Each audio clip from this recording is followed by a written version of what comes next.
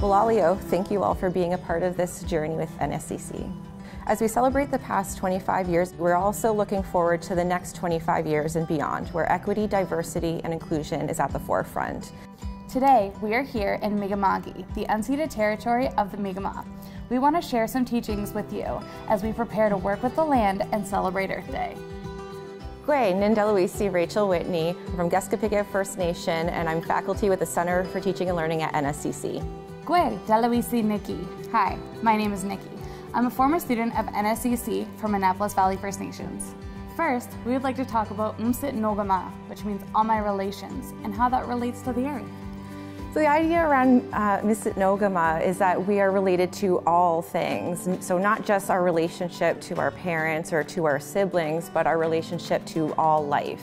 And that plants, for example, are not just a resource for us to use and exploit, but we are in relationship with plants, both on a very physical, biological level, but then through our spiritual connection with plants as well. And this even goes down deep into our DNA. All living things have DNA, and DNA is just a string of 4 different nucleotides. It's just the order of those that are a little bit different from one living thing to the next. So essentially all living things are made up of the same building blocks. It's just the recipe that is different and creates that diversity that we have amongst all life. So in addition to that connection at that genetic level, we're also connected through the air that we breathe in and exhale. So we exhale carbon dioxide, and plants need that. They take that in and then convert that to the oxygen that we use in order to breathe and survive. So essentially, we need each other. We need this cycle of airflow in order to keep all living things here. So even though we're made out of the same building blocks, they're assembled in different ways, and that gives rise to the diversity that we see in all life. And all these different life forms work together in order to essentially make life what it is. We have microbes in the soil, we have fungus, we have various plants, and all of their roots intertwine. And it is that whole picture, that whole kind of collective working together that keeps that diversity going and keeps all life as strong as it can be. Speaking of diversity, each plant has their own individual medicinal purpose. Something that you could think is just a weed can be an extraordinary healing agent. So speaking about wild plants, there seems to be a bit of a resurgence now with greater interest in wildcrafting and foraging for wild plants. But we also need to remember that we have a responsibility to the environment and not taking more than what we need. If we take too many plants from a certain area, this can disrupt the balance of the ecosystem and disrupt kind of that interplay of the reliance of various species on one another. We don't want to contribute to species extinction in any area. For example, white sage is a plant that is starting to be threatened in some areas, and it's often over-harvested for commercial purposes. However, this is a sacred plant to us, and it's essential for our smudging ceremonies. One way we can maintain our connection with plants without contributing to their depletion in the environment is through growing our own. When we are engaged in that process of growing our plants, it helps us build our relationship with the plant as we mutually grow and care for each other. Well, Alio, thank you for listening. Now we're going to hand you over to Cody and Michelle, who are going to give you a lesson on creating your own potted plants. Just another way to give back to the environment.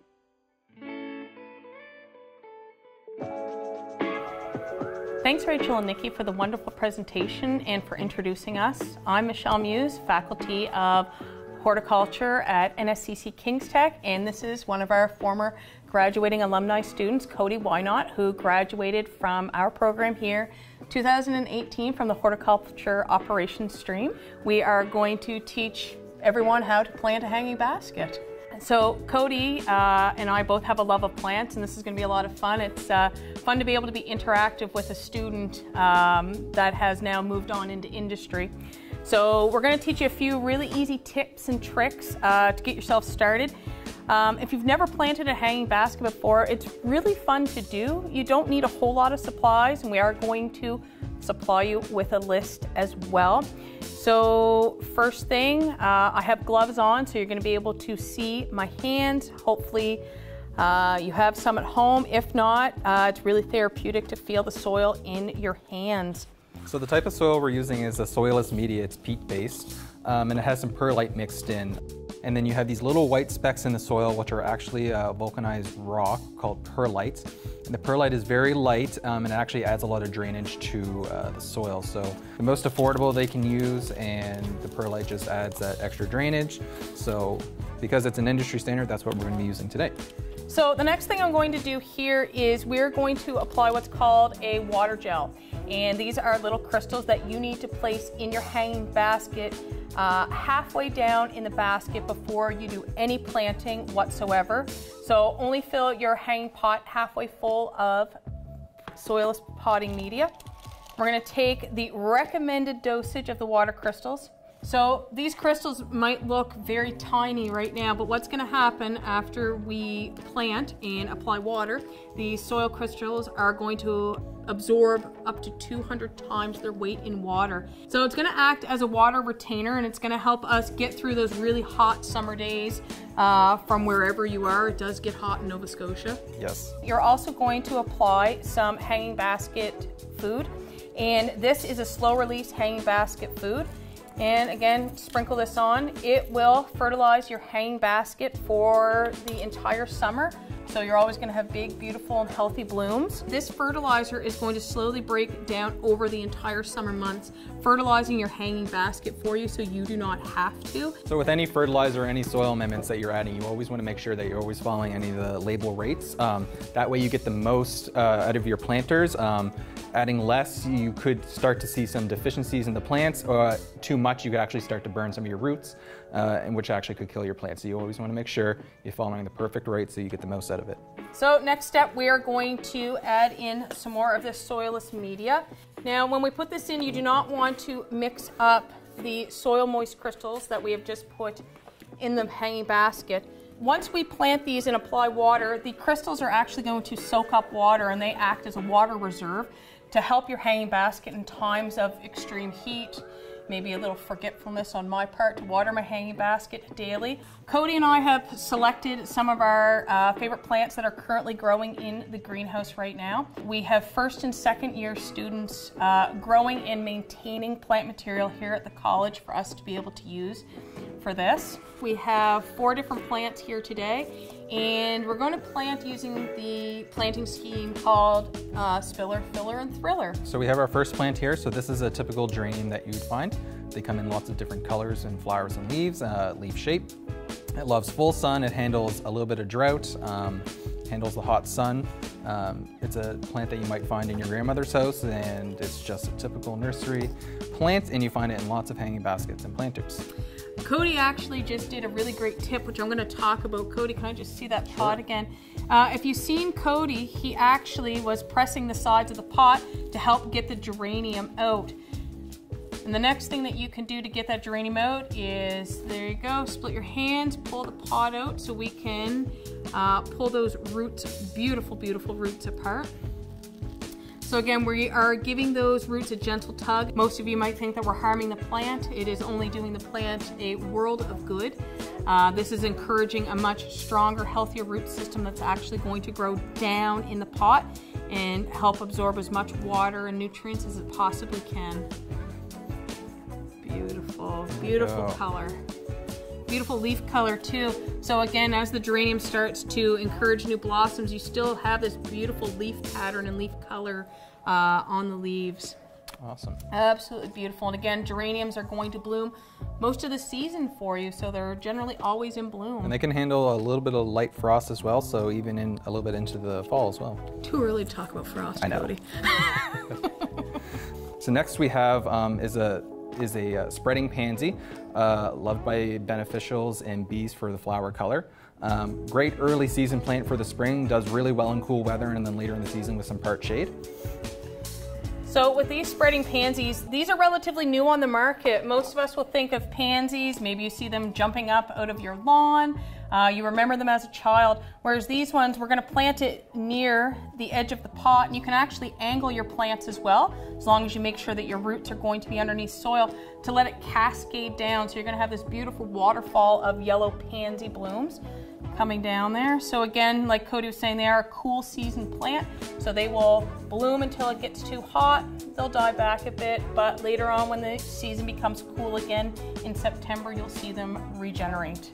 So Cody again is just doing that nice little tip where he is just gently squeezing the pot, putting his hand out to pull that plant out of the pot. Beautiful fibrous root system that you can see on here.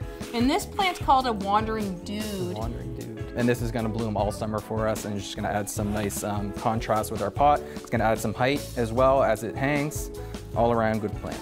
And it's an absolutely beautiful plant. It has beautiful green leaves, small, tiny, little white flowers. But the great part about this plant is the back side of the leaves are a purple color. So again, as it spins around in the planter, you're getting a multitude of different colors.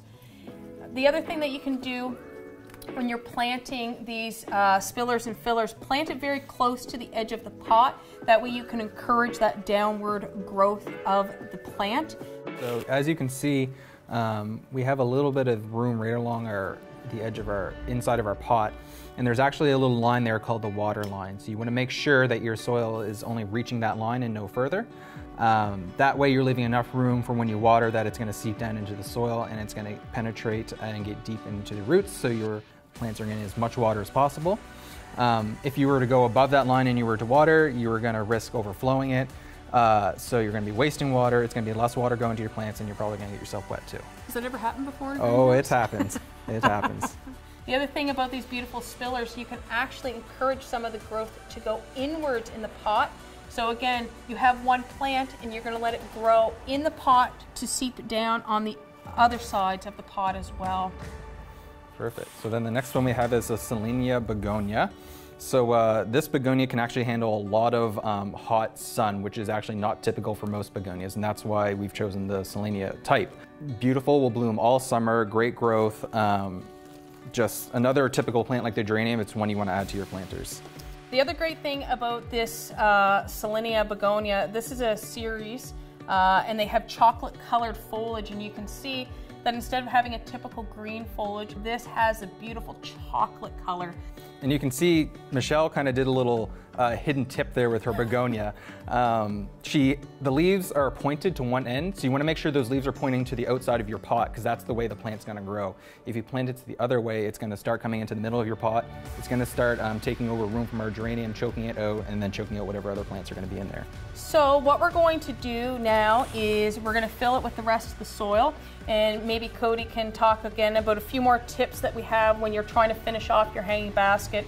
Because one of the things that most of us are probably not thinking about is it still has a lot of room to grow, and these plants are going to grow. That's right. So one thing you want to remember is you don't want to fill your hanging baskets to the brim with plants right off the bat. They need room to grow and fill in through the season.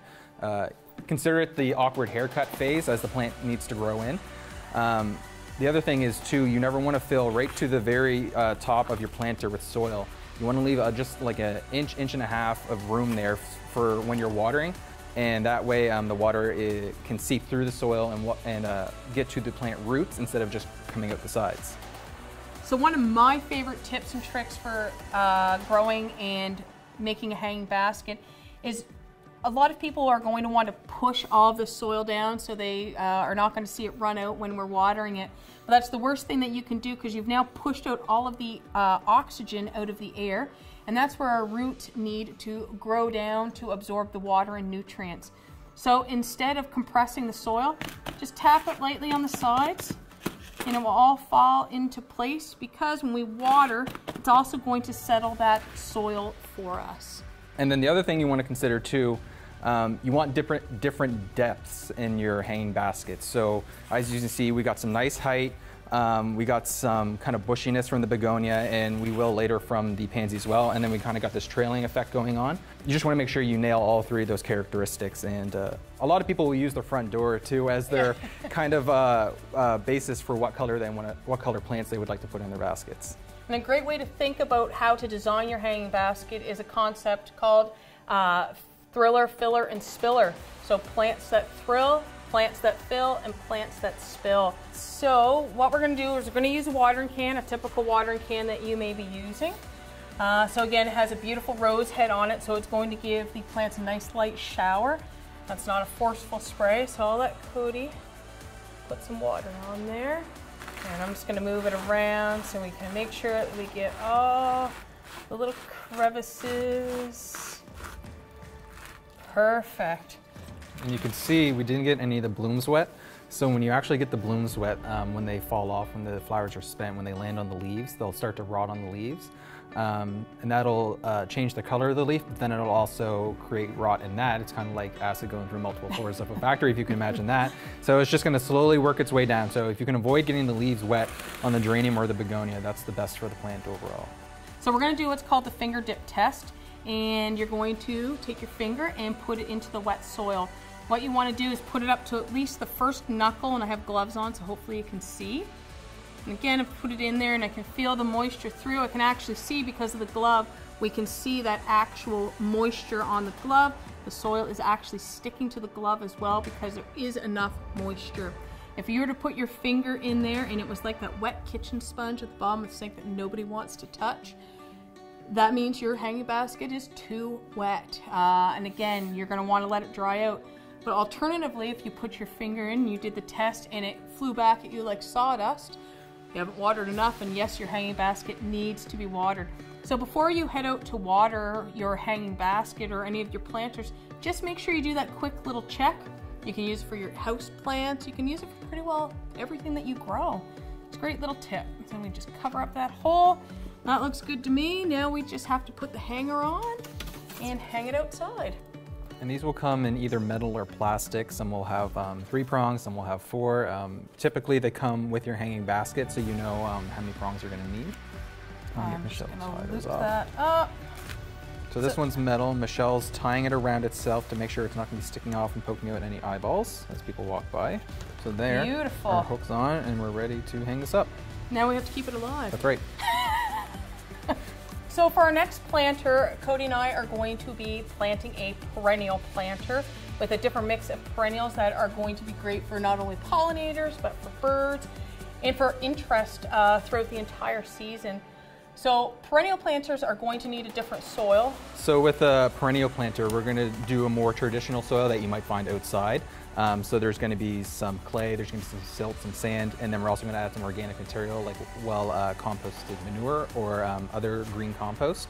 The importance of adding that is it's putting nutrients back into the soil, it's adding structure, it's going to retain moisture, it's going to also drain excess moisture. You just can't go wrong adding any organic matter to your soil. So here we have a scoop of the compost that we make here at NSCC with the plant debris from our greenhouse complexes as well as on the ground. And it has a couple-year process to do, but now we have a nice new batch of compost that we can use here. So with this perennial planter, we're going to do a mix of perennials. And again, same concepts, much like the hanging basket. They need room to grow. So with perennials, one of the fun things is you can plant the planter and then later on you can divide them so you can also add to your garden as well. So let's get started here. We'll start with the first one. This is an ornamental grass. Many people recognize them. They get beautiful fall color with beautiful white plumes. One of the favorites for any of our little feathered friends flying around. So the other thing about perennials, again, beautiful root systems, but we plant perennials in a different soil, much like we're planting them in right now. So this miscanthus is actually going to be the tallest variety of plant that we're putting in here today. And the reason we're putting it in the center is that we don't want to block the view of any of the other plants that we're putting in. So by putting it in the center, we're also we're not blocking the view, but we're adding some nice height to the planter as well. So next up, we're going to put in an evergreen. Again, a great plant for interest all season long. This is a juniper named Blue Star, as it has beautiful star-like points up at the top. And also with this, you have a beautiful foliage color of an icy blue color, which again complements pretty well any landscape. Here, the juniper has beautiful fibrous roots that you can see here. And one of my favorite things to do is definitely tug at these roots, but I'm going to let Cody take it away because there is a little bit of satisfaction on helping the plant. Maybe we can hear it if I... There we go. Look at that. That's a good root system. That's a good noise you want to hear. You want to make sure when you're transplanting anything too that you're putting it at the same soil depth that it's been accustomed to. So if we went deeper with this plant, if we put this deeper into the soil, like this and we mound the soil up around it like this, you're going to cause rot and then that plant's going to die. If you leave it out of the soil like that with roots exposed, you could also harm the plant or it could perish from cold weather. So you want to make sure you're planting it at the same depth that it has been accustomed to. So the next one, we're going to plant this beautiful fall sunflower called Sunstruck.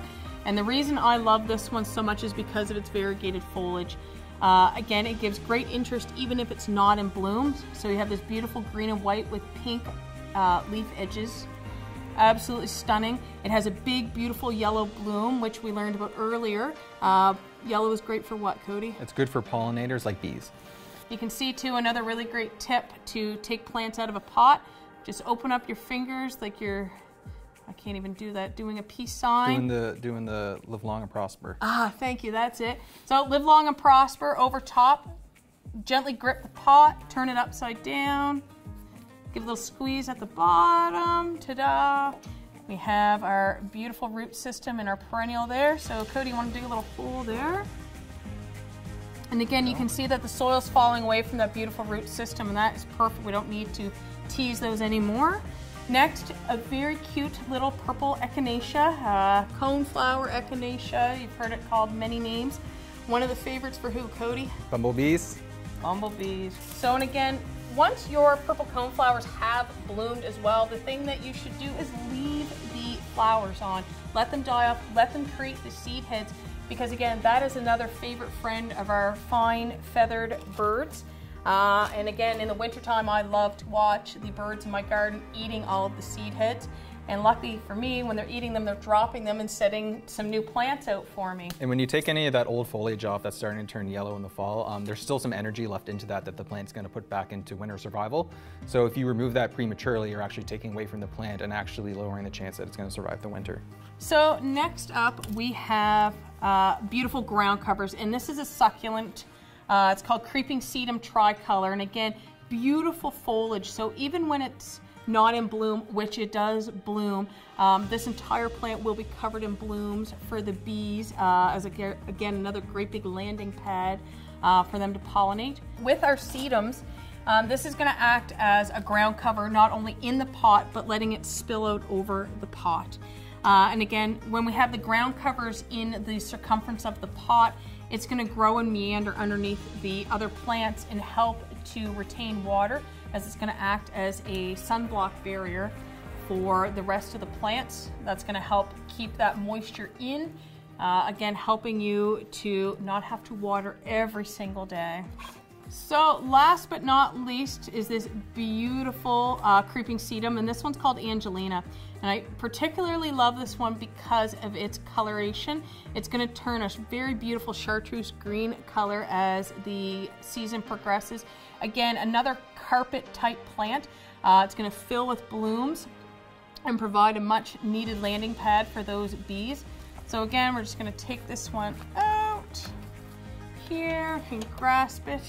So again, you do need to have a little bit of patience when you are growing a perennial planter, because it is different than growing a hanging basket. It's not going to grow as fast, and that's okay. And if you kind of think about it from an overhead view, you can look at it as a pie chart. So you can kind of see it like this section here, maybe this 1/3 would be like your late spring and summer growth. And then maybe we'll turn it a little bit more, and then the real colors of these will come out late summer, fall, along with your purple color from your coneflower. And then we can turn it more for winter, and then you have, you know, all of these colors that are going to contrast with a lot of the snow and the winter colors. So as the seasons progress, you can slowly rotate it to show off the best qualities of the planter. So we're just going to water our perennial planter here, and I'm going to show you a few tips and tricks. We've got this beautiful showering rose head. So again, it's really gentle on the plants, gives a nice even soak. Again, watering is best done earlier in the day to help any of the foliage dry off. But again, if you get home late and your plant needs water, please water it. We're just going to dip our finger in up to our first knuckle there, and you can actually see moisture on my glove as well as soil. So that's indicating to us that, hey, you know what, there's just enough water in here. Thanks so much for coming out today, Cody, to help us film this series for NSCC. It's not a problem. I love being back at the college. Anything I can do to help out NSCC, my experience here was so positive, and again, anything I can do for the school, especially on its 25th anniversary. Well, thanks again for coming, and thanks for watching, and congratulations, NSCC, you're 25.